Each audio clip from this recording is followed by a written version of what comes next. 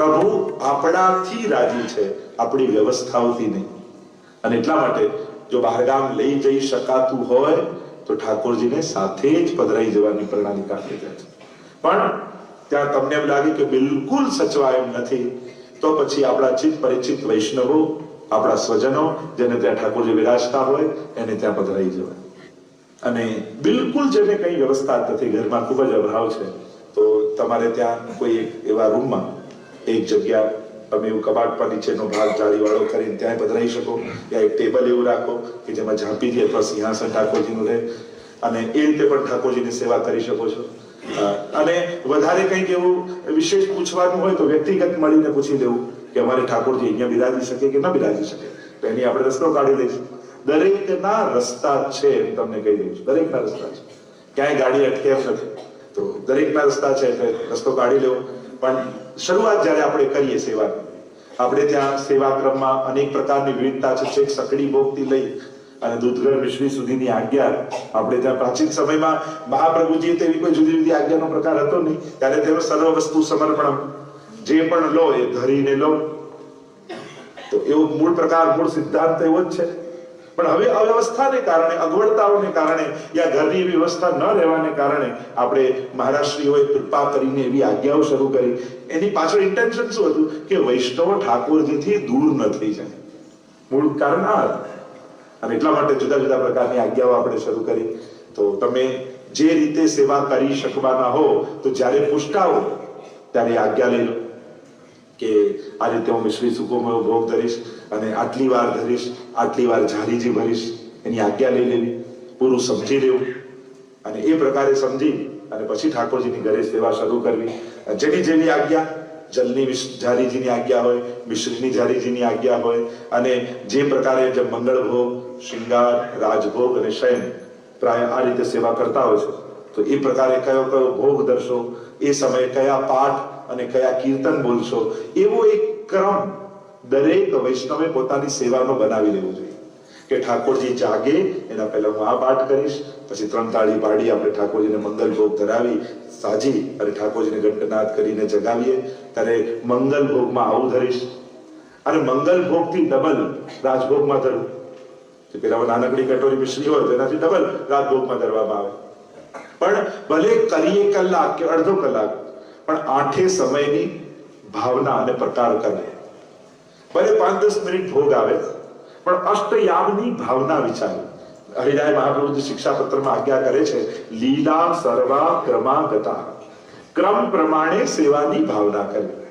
તમારી પાસે અડધો જ કલાક છે તો એમાં અષ્ટયામની ભાવના કરી લેવી, મંગળા, શૃંગાર, રાજભોગ, શયન, એ પ્રકારનો આખી ભાવના ક્રમ કરો. તો જેવું તમને હોય સૌથી પહેલા આજ્ઞા લેવી, અને આજ્ઞા લઈ અને પછી એકદમથી અતિક્રમણ એનું નહીં કરેલું. પછી એકદમથી મૂડ આવ્યો કે લાવો ને આજે તો સકડી ભોગ ધરું, એટલે સીધું સકડી ધરી પાછા રિવર્સ ગેરમાં નાખી પાછા મિશ્રીમાં આવી જાવ. એટલે એવું કઈ અતિક્રમણ તો બહુ વધારે કરી લેવાથી કઈ બહુ સારું થઈ જાય એવું પણ નથી. પ્રોસેસને ફોલો કરો. કારણ ઠાકોરજી એ કોઈ ખેલ નથી કે મૂડ પ્રમાણે ને આજે મૂડ આવ્યો તો આમ કરી નાખું, કાલે મૂડ નતો એટલે રજા, ભલે પડેલા રે. મૂડ પ્રમાણે સેવા ન થાય, આજ્ઞા પ્રમાણે સેવા થાય. અને એટલા માટે પ્રોસેસનું રિસ્પેક્ટ કરવું એ તમારું બંધન નથી, એ તમારા ઠાકોરજીની સુરક્ષા છે. આપણને લાગે વારે ઘડી પૂછવા, વારે ઘડી એ પૂછવાનું એટલા માટે તમે લોકો રાખીએ કે ઠાકોરજી સિક્યોર રહે, સુરક્ષિત રહે. નહીં તો તમે અઠવાડિયું પછી ઉપવાસ કરાવો ને, એક દિવસ 56 ભોગ ધરો, પાછી મહિનાની રજા, પાછો પુનવારો કરો, પાછું અઠવાડિયાની રજા, પછી આવું ચાલે. કારણ કે આપણા મૂડનો ગ્રાફ કેવો હોય તમે જુઓ તો આમ જાય, પછી આમ આવે, પછી આમ આવે, પછી આમ. આપણું તો મૂડ આવે એટલે મૂડ પ્રમાણે સેવા ન થાય, ક્રમ પ્રમાણે, સિદ્ધાંત પ્રમાણે ને પ્રણાલિકા પ્રમાણે સેવા કરે. એનું અતિક્રમણ નહીં કરવું. અને એટલા માટે હવે સેવાનો થોડો ક્રમ જોઈએ. વર્ષોત્સવની સેવા ક્રમ અને નિત્યનો સેવા ક્રમ. તો પહેલા સમજી ગયા, બ્રહ્મ સંબંધ, પુષ્ટાવવું, અને પુષ્ટાવવામાં આવા પ્રકારનું સ્વરૂપ, ઘરે પધરાવવું, એક સિંહાસન, ઠાકોરજીની વેણું અને મોરપીંછ આદિ, ચંદ્રિકા, પાદ આદિ લાવવી, ઋતુ પ્રમાણે વસ્ત્ર વાઘા લાવવા, શૃંગાર લાવવા. વાઘા પણ પુષ્ટિ માર્ગનો પ્રકાર, જે રીતે ચીરા વાઘા આદિ આવે, એટલે જેનાથી પુષ્ટિ પુરુષોત્તમનું સ્વરૂપ લાગે એવા વસ્ત્ર ને શૃંગાર ધરવા. આપણની આંખને સારું લાગે એ જ પૂરતું નથી, પણ ધર્યા પછી ઠાકોરજીને સુખ થાય એને ઉત્તમ વસ્ત્ર શૃંગાર કહેવાય. ચળકતું એટલે આપણને લાગે કેવા ફાઇન લાગે, પણ દરેક વખતે ચળકતું ના આવે. તમને કાયમ કોઈ સહેલો પહેરાવીને ફેરવે તો બધા ના બહુ ફાઇન લાગો તો ફાવવું જોઈએ. આપણે કમ્ફર્ટ ફીલ કરવા જોઈએ. એટલે દરેક સમય દરેક ઋતુ પ્રમાણેના વસ્ત્ર શૃંગાર આદિ ભોગ હોય. આપણે ત્યાં રાગ, ભોગ અને શૃંગાર આ ત્રણેયનો ઋતુ પ્રમાણેનો વિવેક છે. શાસ્ત્રે એક વાત કરી, યથા દેહે તથા દેવે. તમારા દેહને જે થાય એ તમારા દેવને થાય. અને દેવો ભૂત્વા દેવમ યજે. દેવ થઈને દેવને ભજો. એટલે જેને ભજો છો એના થઈને એના ભજવા, એના જેવા થઈને ભજવા. તો એ પ્રકાર શાસ્ત્રોની આજ્ઞા છે. તો એ પ્રમાણેની પરંપરા અનુસાર રાગ, ભોગ અને શૃંગારનો વિવેક. તો એક સૌથી પહેલા રોજનો ક્રમ, હવે જેને જેવી આજ્ઞા હોય પ્રમાણેનો ક્રમ થાય. પણ એક પ્રસિદ્ધ ક્રમ જે છે કે સૌથી પહેલા ઠાકોરજી પહોળેલા હોય તો ત્યાંથી ઝારીજી સરાવી લેવાય, બંટા સરાવી લેવાય અને ઝારીજી ભરી અને સિંહાસન પાસે મૂકે. એટલે ઝાપીજીમાં ઠાકોરજી પડતા હોય ને ત્યાંથી ઝારીજી લઈ અને નવા ભરી સિંહાસનમાં ઉઠીને જ્યાં બિરાજવાના હોય ત્યાં પધરાવી દેવા. અને મંગલ ભોગની તૈયારી કરી લેવી કે આજે ઠાકોરજીને મંગળ ભોગમાં શું ધરીશું, તો જે ધરવાનો સૂકો મેવો, લીલો મેવો આદિ એ સજાવી લેવું. અને હવે ઠાકોરજીને જગાવવા. અને તેમાં 3 તાળી પાડીને જગાવતા હોઈએ. જેને કીર્તન ગાતા આવડતું હોય, ઘણા તો ગાય જેવું કે ભલભલા જાગી જાય, પણ ઠાકોરજીને જગાવવાના આપણા કીર્તન હોય તો લાલન જાગો હો ભયો ભોર, અને એ રીતે જગાવવા કે ઠાકોરજી જાગે, ઘરના બધાને ડિસ્ટર્બ થાય એટલા મોટા અવાજે નહીં ગાવ. એ તો બધા જાગીને ઠાકોર જોડે વેર બાંધી લે કે આ રોજ જગાડે છે ને અમારી ઊંઘ બગાડે છે. એટલે એવું આપણો સેવા એ આપણો આનંદ છે. બીજાના જીવનમાં વિક્ષેપ પડે એ રીતે સેવા નહીં કરે. મહાપ્રભુજી એમ કે તમારા ઘરમાં કામ કરનારાને પણ દુઃખ થાય એ રીતે સેવા નહીં કરે. સેવા એ નિજનો આનંદ છે, પ્રભુને આપણો. એટલે કોઈને પણ ઘરમાં વિક્ષેપ રૂપ થાય કે એને કારણે કોઈને ઠાકોરજીમાં અભાવ પેદા થાય એ રીતે સેવા નહીં કરે.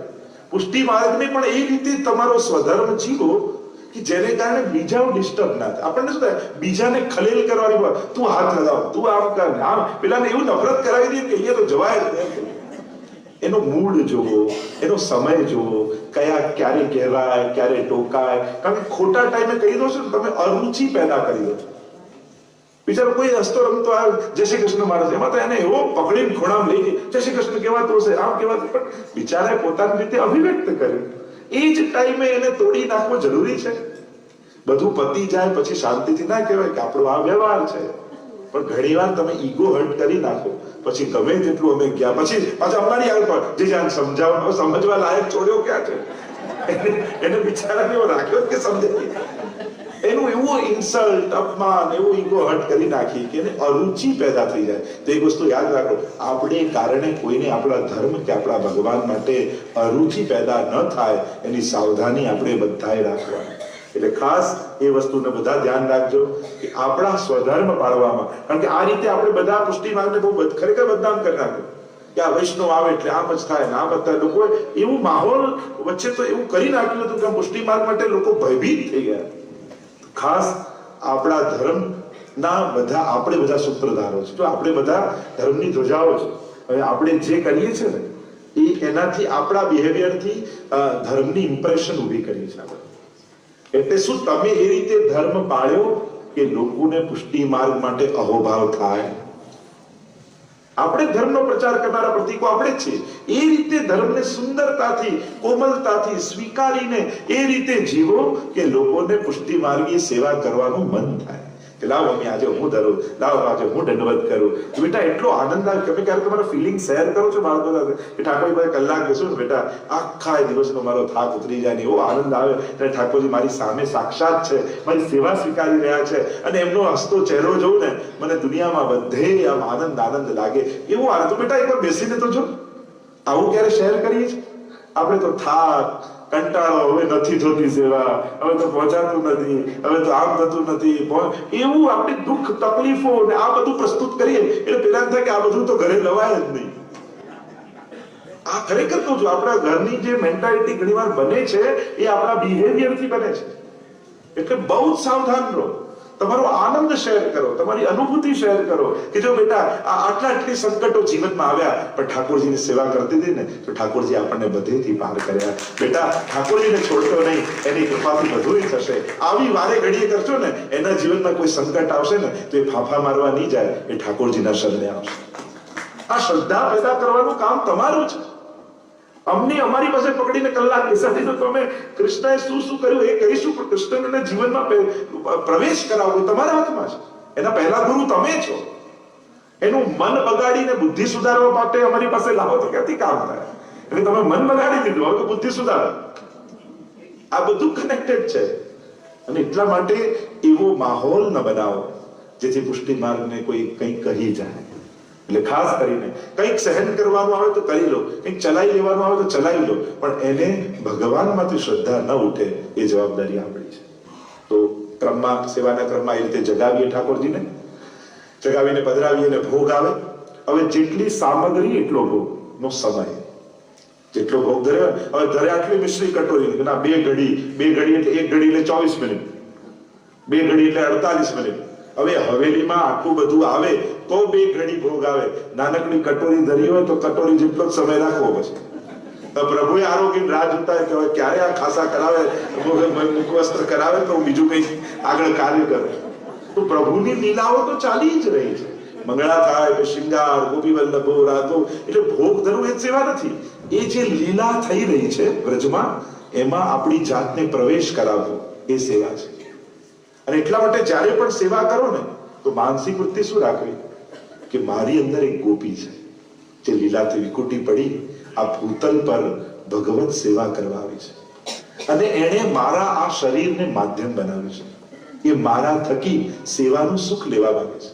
એટલે મારે મારા શરીરને બાધક નથી બનાવવું, એને મદદમાં સાધક કરી દેવું છે. એટલે હું સેવા કરું છું કે હું આમ કે એ બધું જ ભૂલી જાઉં. આપણે ત્યાં દરેકનું એક ગોપી સ્વરૂપ માન્યું છે કે જે લીલામાં હતી ને ભૂતલ પર આવી છે. એટલે એને મારા શરીરને સિલેક્ટ કર્યું છે ઠાકોરજીની સેવા કરવા માટે. એટલે કમથી કમ હું એટલું ધ્યાન રાખીશ કે મારા શરીરને એની સેવામાં હેલ્પફુલ થવા દઈશ, સહાયક થઈ જઈશ, એને બાધક ક્યારેય નહીં થવા દઈશ. એને જે આનંદ લેવો છે એ મારા શરીર થકી આનંદ લેશે, એટલે હું એને મદદમાં આવી જઈશ. આવો ભાવ રાખશો ને તો શરીરના ધર્મો બધા બાજુમાં રહી જશે. હું ક્યાં સેવા કરું, તમે ડિટેચ તમારા દેહ ધર્મથી થઈ જશો. આ એક લીલાની ગોપી સેવા કરી રહી છે જે ભીતર મારી અંદર જીવાત્મા રૂપે બિરાજે છે. એને આ બધું કરવું છે.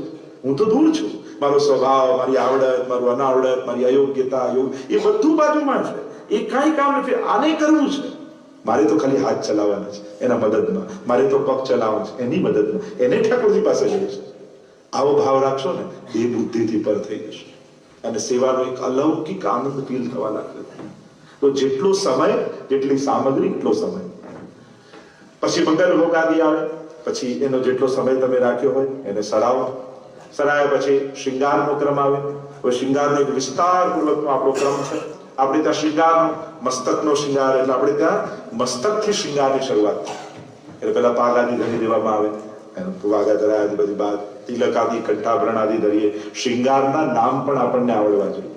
આપણે ત્યાં એનો પણ એક વિવેક છે, એની પણ એક સૌંદર્ય. મને લાગે પુષ્ટિ માર્ગે સાહિત્યને કેટલું સંગ્રહી રાખ્યું છે. એ શબ્દમાં હોય, એ રાગમાં હોય, એ સામગ્રી રૂપે હોય, એ કલા રૂપે હોય, કેટલું બધું પુષ્ટિ માર્ગે સુરક્ષિત ભારતીય કલાઓને રાખે છે. આખી ભારતીય કલાનું એક સંરક્ષક કેન્દ્ર ક્યાંક હોય તે આપણી પુષ્ટિ માર્ગીય હવેલીઓ છે. જોઈ લો, ભારતમાં જાઓ, ભારતની બધી જ કલાઓને કોઈ સાચવી રાખી હોય ને 500 વર્ષોથી, એ સંરક્ષણનું કોઈ કેન્દ્ર થઈ હવેલી.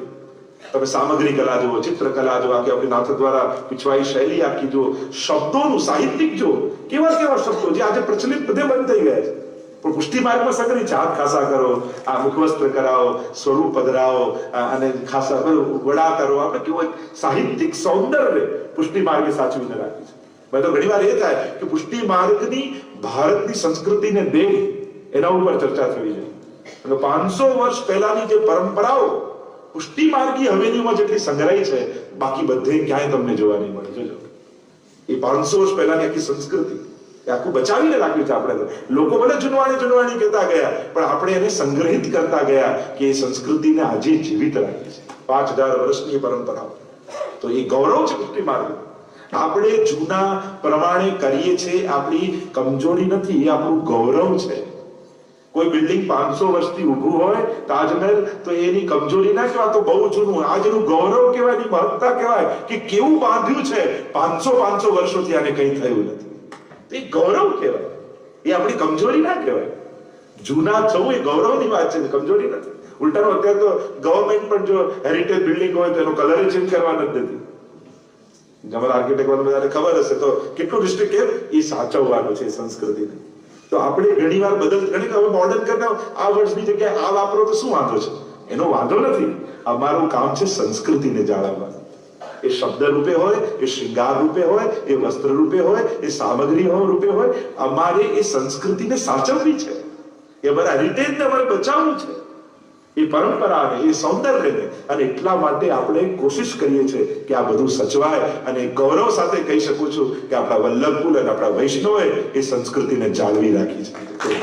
કોઈ ઓક્સફર્ડમાં અને કોઈ લિટરેચરમાં ભણીને સારા સારા શબ્દો બોલતો હોય તો આપણને એના માટે માન થાય કે પેલું થાય કે ક્યાં જૂના જૂના વર્ડ્સ વાપરો, હવે તો બધા જતા રહે. પણ એ ભણેલો છે એની નિશાની એ કે આવા વર્ડ્સ એને આવડે છે. એમ આપણે પુષ્ટિમાર્ગી આ પ્રાચીન વર્ડ્સ બોલીએ છીએ, એ આપણી કમજોરી નહીં, એ આપણું ગૌરવ છે કે આપણે સાહિત્યિક શબ્દો આજે વાપરીએ છીએ, જે આખી સંસ્કૃતિમાંથી ખતમ થઈ ગયા બોલાવાના, પુષ્ટિમાર્ગી સમાજમાં આજે બોલાય છે. કેટલું ગૌરવની વાત છે. તમે ક્યારેક વિચારશો ને, તમે જે કમી માનો છો ને, એ જ આપણા ગૌરવની વાતો છે. તેંડુલકરે રાખવો પડે કે હાથ ધો, હાથ વોશ યોર હેન્ડ ઇન્ડિયામાં કરવી પડે. અને 500 વર્ષોથી પુષ્ટિમાર્ગી અમે લોકો કઈ તાક્યા, હાથ ખાસા કરો, ખાસા કરો, ખાસા કરો. તમે અમને જૂનવાણી માનતા રહ્યા, પણ હવે એડ કરવી પડે કે 80% રોગો હાથ ન ધોવાથી થાય છે. તો બધું ફરી ફરીને પાછું આવી રહ્યું છે. તો જે સેવાની વાત કરતો હતો, તો સમય તો અભાવ છે, પણ શૃંગારની વાત, શૃંગારમાં પણ કઈ રીતે ધરાવાય અને કઈ રીતે વડા કરાય. વડા કરવું એટલે કાઢવા. જયારે શયન આવે ને ત્યારે શૃંગાર વડા કરવામાં આવે. ઘણા લોકો આમ ખેંચીને એક સાથે 5-5 માળાઓ ભેગી ખેંચતો. જયારે શૃંગાર ધરીએ કે વડા કરીએ, દરેકનો એક પ્રકાર. ધરતી વખતે પણ યોગના બધા જ આસનો લોકો ઠાકોરજી કરાવી, આમ કરે, ઊંધા કરે, પેલું કરે. તો આવું ન થવું જોઈએ. સીધા ઠાકોરજી વિરાજતા હોય અને કઈ રીતે સુકોમલતાથી. જો અમારે તો ઘરમાં આજે પણ મરોડી કરીને ઠાકોરજીને ગાંઠ નથી મારતા, અને સુકોમલતાનો ભાવ છે. તો લગાવી એ રીતે ધરાવે, મરોડી લઈ અને ઠાકોરજીને ધરવામાં આવે શૃંગાર. અને એક પછી એક એવું સુંદરતાથી ધરવા કે જેથી ઠાકોરજીની શોભા વધે. એ રીતે નહીં ધરાવું કે ઠાકોરજીને બહાર જવામાં શરમ આવે. ઘણાના લાલનનું નાના હોય તો શૃંગાર મોટા મોટા લઈ આવે, ઘણાના સ્વરૂપ મોટા હોય તો નાના નાના લઈ આવે. બધું માપનું હોવું જોઈએ. એમને કહીએ ને, ના અમે તો નાથદ્વારાથી લાવે. નાથદ્વારાથી માપના તો લાવવા જોઈએ કે ભલે નાથદ્વારાથી લાવ્યા, પણ માપના છે કે નહીં? તમારે લાલન કેવા, તમારે શ્રીનાથજી કેવા અને જેવા હોય એવા માપનું લાવવું, જેથી એમની શોભામાં અભિવૃદ્ધિ થાય, શૃંગારથી નિખરે પ્રભુ. એ રીતે શૃંગાર કરવા. તો એમાં પણ ખાલી ચળકતા હોય એમ નહીં. જે સમયના, જયારે મોતીના આવે કાળમાં તો મોતીના, જયારે જડતરના આવે તેવા પ્રકારે આપણે જેવા પણ આપણા સામર્થ્ય પ્રમાણે જેટલું ઉત્તમ કરી શકીએ એટલું કરવું. તમારી જેટલી શક્તિ હોય એ પ્રમાણે તમે જે સારામાં સારું કરી શકો એ તમારા માટે સર્વોત્તમ જ કહેવાય. સર્વોત્તમ વસ્તુ કઈ કહેવાય તમે કહો? તો કે જેની જે કક્ષા હોય એ પ્રમાણે નક્કી થાય. અને સર્વોત્તમ વસ્તુ જેની જેવી અવસ્થા, જે સંજોગો એ પ્રમાણે સર્વોત્તમ. કોઈ સાધારણ છે એના માટે બેસ્ટ વસ્તુ, સારા મોંઘું એના માટે આ છે, બીજા માટે પેલું છે, ફલાણા માટે આ છે. પણ કોઈ સુખી વ્યક્તિ સારું લાવ્યો, તમે રડતા રહો, પેલા જેવી માળા ના લાવી શક્યો, પ્રભુ શું કરવું? પણ એનું સામર્થ્ય એવું છે. અને એટલા માટે તમારી કક્ષા પ્રમાણે તમે જે સારામાં સારું કરો એ સર્વોત્તમ કહેવાય. અને એટલા માટે શૃંગાર એ રીતે ધરવા. સ્નાન કરાવવાનો પણ પ્રકાર આપણે ત્યાં સુહાતું જલ આપણે ત્યાં કહેવાય છે. બહુ ગરમ પણ નહીં, બહુ ઠંડુ પણ નહીં. આપણે ત્યાં તો આંગળીમાં સ્પર્શ કરીને જોઈ લેવું કે બહુ ગરમ તો નથી ને. તો સુહાતું જલ જે અનુકૂળ લાગે એવું ઠાકોરજીને એ રીતે સ્નાન કરાવવા. એના પહેલા ફૂલેલ ચમેલીના તેલથી ઠાકોરજીને ફૂલેલ ધરવામાં આવે. અને પછી અંગ વસ્ત્ર પણ બને તો મલમલનું રાખવું. ઘણી વાર આપણે નેપકિન કે યુઝ કરતા, પણ બને તો મલમલનું વસ્ત્ર ઠાકોરજીનું રાખવું. જેથી પ્રભુ તો અતિ કોમલ છે, અતિ કોમલ. એટલે એમનું જેટલું કોમલતા તમે અનુભૂત કરશો ને એટલા ઠાકોરજી એ વધારે તમને અનુભૂતિ કરાવશે. એટલે અતિ કોમલ છે પ્રભુ. એટલે અંગ વસ્ત્ર, એટલે લૂછવાનું વસ્ત્ર કહીએ ને એને આપણે ત્યાં અંગ વસ્ત્ર કહેવાય. અને એટલા માટે અંગવસ્ત્ર કરાવી, વાઘા શૃંગાર આદિ ધરવા, ગુંજા માળા છેલ્લે ધરવાની, ફૂલની માળા ધરવાની, અને ફૂલની માળા જે રીતે તમને પ્રાપ્ત હોય એ રીતે કરી. ઘણા લોકો પવિત્ર અને ભાવ કરતા હોય, ઘણી વાર વસ્ત્રથી બનાવતા હોય. જ્યાં અપ્રાપ્ય છે ત્યાં જુદી જુદી ભાવનાથી ધરતા હોય, પણ જયારે ફૂલની માળા ધરો ત્યારે પાછું પવિત્ર ધરાવવાની જરૂર ના હોય. ઘણી વાર લોકો શું પવિત્ર ધરાવતા ફૂલની માળાના ભાવથી, તો ફૂલની માળા જે દિવસે ધરે એ દિવસે પવિત્ર ધરાવે, પણ એટલું નથી એટલે પેલું કરીએ છીએ, એ દિવસે ધરાવવાની જરૂર ના હોય. પછી આરસી બતાવવામાં આવે. આરસી એટલે દર્પણ. ઠાકોરજીનું મુખારવિંદ તેરો મુખ નીકો કે મેરો મુખ પ્યારી, અને મુખારવિંદ ઠાકોરજીનું આરસીમાં જોવાનું હોય, પછી આપણા હૃદયમાં લગાડવાનું હોય. અને પ્રભુનું બિંબ અને પ્રતિબિંબ બંને ભગવદ રૂપ છે. એટલે આરસીમાં એ સમયે એ આરસી નથી, આપણું હૃદય છે કે એમાં ઠાકોરજી પોતાનું મુખારવિંદ જોયું, એટલે સદા એ મુખારવિંદ ઠાકોરજીનું આપણા હૃદયમાં બિરાજે એવો ભાવ કરી આપણા હૃદયમાં લગાવીએ. અને પછી ઠાકોરજીને ખીલોનાથી ખીલવવામાં આવે, પલના આદિના પદ ગાવામાં આવે, વિવિધ પ્રકારથી ખેલવવામાં આવે. અને ખેલ્યા બાદ રાજભોગનો, એટલે કે ઠાકોરજી હવે વનમાં પધારી રાજભોગ આરોગે છે. એટલે આખી જે અષ્ટયામની આપણે ત્યાં ભાવના છે, જાગવાથી લઈ પડવા સુધીની, એની પહેલા પણ આપણે ચર્ચા કરી ચૂકેલા છે. એટલે સંક્ષિપ્તમાં કે પછી રાજભોગનો સમય, રાજભોગ સમયે માલાજી ધરી હોય તો એ વડી કરી લેવામાં આવે. અને પછી સાજવાનો પ્રકાર, જે સખડી ધરતા હોય તો એમણે કઈ રીતે થાળ સાનવો જોઈએ, જે અનસખડી ધરતા હોય અને જે દૂધગર અને મિશ્રી ભોગ ધરતા હોય, એનો આખો એક પ્રકાર છે. કઈ રીતે પ્રભુને ભોગ ધરાય. ધર્યા પછી તુલસી પત્ર પધરાવવામાં આવે, અને હાથમાં તુલસી દલ હોય લઈ બ્રહ્મ સમન મંત્ર બોલી અને ઠાકોરજીના ચરણારવિંદમાં તુલસી દલ સમર્પિત કરવામાં આવે. અને પછી મહાપ્રભુજી, ગુસાઈજી, વ્રજભક્તોની, ગુરુજનોની કાનીથી પ્રભુ આ પ્રેમ પૂર્વક આરોગો એવી વિનંતી ઠાકોરજીને કરવામાં આવે. દંડવત કરી અને પછી ટેરો લેવામાં આવે. ટેરા લીધા બાદ આપણો ક્રમ બનાવો, યા ભોગના તમે કીર્તન ગાઈ શકો, યા પછી પાઠનો ક્રમ બનાવી લેવો. તમે જે પાઠ કરતા હો, ઘણા પદ આપણે જે ઘણા પાઠ સન્મુખમાં ન થાય તો ટેરો લીધો હોય ત્યારે પાઠ કરી લેવાનો. તો એ પાઠ કરી અને પછી સરાવાનો જે સમય થાય તો ઠાકોરજીને મુખવસ્ત્ર, આચમન, મુખવસ્ત્ર આદિ, બીડી આદિ ધરવામાં આવે, ભોગ સરાવવામાં આવે. અને પછી ખંડપાઠ ચોકી લગાવવામાં આવે. ખંડપાઠ ચોકી લગાવ્યા બાદ જો ઠાડું સ્વરૂપ હોય, ઠાડું સ્વરૂપ એટલે ઊભું સ્વરૂપ, એટલે ઠાડું સ્વરૂપ, જેમ શ્રીનાથજીનું સ્વરૂપ, મદન મોહનલાલજીનું સ્વરૂપ, એ બધા ગોરધનનાથજીનું પાષાણનું સ્વરૂપ, એ બધા ઠાડા સ્વરૂપ, ઊભા સ્વરૂપ કહેવાય. તો એને વેણુ વેત્ર બંને ધરાવવામાં. વેત્ર એટલે લાકડી, છડી. રાજભોગ પછી વેણુ વેત્ર ધરાવી આરસી બતાવવામાં આવે, આરતીનો ભાવ કરવામાં આવે, અને પાછી આરસી બતાવી વેણુ વેત્ર કાઢી લેવામાં આવે. અને રાજભોગ સન્મુખમાં જે ઋતુ ચાલતું હોય એના બે કીર્તન ગાઈ લેવા. જેમ હિંડોળા તમે શયનમાં ન કરી શકતા હો તો એ સમયે બે હિંડોળાના ગાઓ, રથયાત્રા હોય તો રથયાત્રાના ગાઓ, હોળી ખેલના હોય તો હોળી ખેલના કરો, રાજભોગ સમય ખેલાવવામાં આવે. એમ જે એ સમયમાં શયનમાં જે ક્રમ આવતો હોય એનો રાજભોગ સમય કરી લો. અને ત્યારબાદ ઘણા લોકો શયનની દૂધની કટોરી સાથે ધરી લેતા હોય, અને ઘણા લોકો શૃંગાર વડા કરી અને વસ્ત્ર આદિ ધરાવી અને પછી શયનની દૂધની કટોરી ધરતા હોય છે. અને શયનના પદ દૂધ આરોગવાના ગવાય. અને પછી પ્રભુને પોઢાવવાની તૈયારી થાય એટલે ઝાડીજી પાછી નવી ભરી સૈયાજી પાસે પધરાવી દઈએ, બંટાજી પધરાવીએ, શૃંગાર આદિ વસ્ત્ર આદિ વડા કરી પાછે થાલમાં પધરાવી અને ઠાકોરજીને પોઢાવવાનો ક્રમ થાય. એના પહેલા અત્તરવાળા હાથ કરી સૈયાજી સમારવામાં આવે, એટલે અત્તરવાળા હાથ લગાવવામાં આવે. અને ઠાકોરજી લાલન હોય તો લડ્ડુ વાળો હાથ ઊંચો રહે એવી રીતે પોડાવવા, એ પડકે પોડાવવા કે લડ્ડુ વાળો હાથ ઊંચો રહે, ત્યાં તકિયા રાખવા, વેણુજી પધરાવવી. અને આમ ઠાકોરજીને ઉષ્ણકાલ હોય તો મલમલનું વસ્ત્ર લઈ માથે સુધી ઓડાડી દેવામાં આવે. શીતકાલ હોય તો રજાઈ આદિ કરવામાં આવે. પણ આપણે ત્યાં મસ્તક ખુલ્લું રહેતું નથી, એ મસ્તક સુધી ઓડાડી દેવામાં. કારણ આપણે ત્યાં પ્રભુ પોડ્યા પણ એ સુએ એવો છે, એ તો સકળ વ્રજમાં પોડિયા વાલા કરે વિવિધ રસદાન, જેની તો અહર્નિશ લીલાઓ. એટલે કે હવે ઠાકોરજી ગિરિરાજની કુંજ કંદરાઓમાં, કુંજ નિકુંજોમાં પ્રભુ પધાર્યા, પણ એ આપણો અવસર નથી. હવે તો વ્રજભક્તો સાથે પ્રભુ લીલા કરે એટલે મસ્તક સુધી ઉડાડી દેવામાં આવે. અને પછી ટેરો લઈ અને દંડવત કરી અને બહાર બેસી આશ્રયના પદનું ગાન કરવું. ઓડાડ્યા ન કરી શકો તો બી સરસ, અને ના આવડતા હોય તો દ્રઢઈને ચરણને ગાઈ દંડવત કરી 3 વાર મહાપ્રભુજી, ગુસાઈજી, અમ્માજીની જય બોલી અને પછી ધીમે રહીને આપણે બહાર. આ સંક્ષિપ્તમાં મેં સેવાક્રમ બતાવ્યો, પણ મૂળ વાત છે સેવાનો વિવેક. આખો પ્રકાર તો આપણા પુસ્તકમાં લખેલો હોય કે જન્માષ્ટમીથી જે વર્ષોત્સવનો પ્રકાર છે, આ તો નિત્યનો ક્રમ કયો, એવો જ વર્ષોત્સવનો પ્રકાર હોય.